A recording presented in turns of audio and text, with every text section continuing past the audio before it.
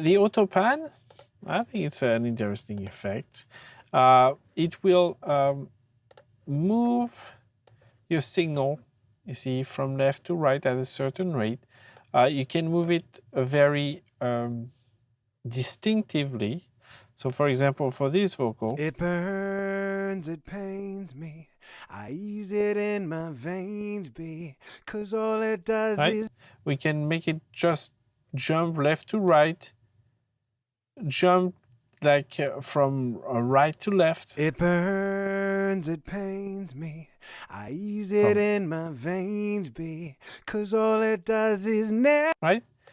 And if you make it soft, it looks like Kit from that TV show.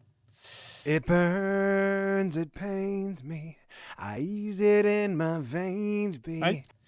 So it burns, it pains me, I ease it in my veins, that's not necessarily something, of course, you might not use on a lead vocal.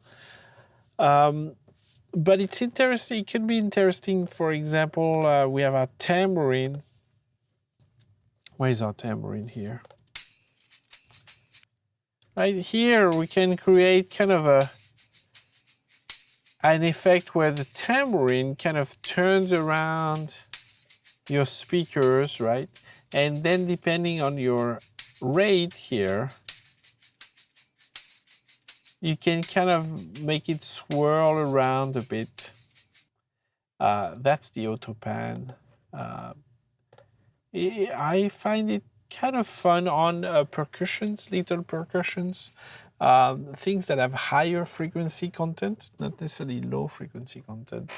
But you could also imagine using it on a delay return, which would kind of more randomly pan your delay return between your speakers, so the delay the returns travel through that pan man instead of being center or left, right. It would make them kind of travel around, which I think is kind of a cool effect.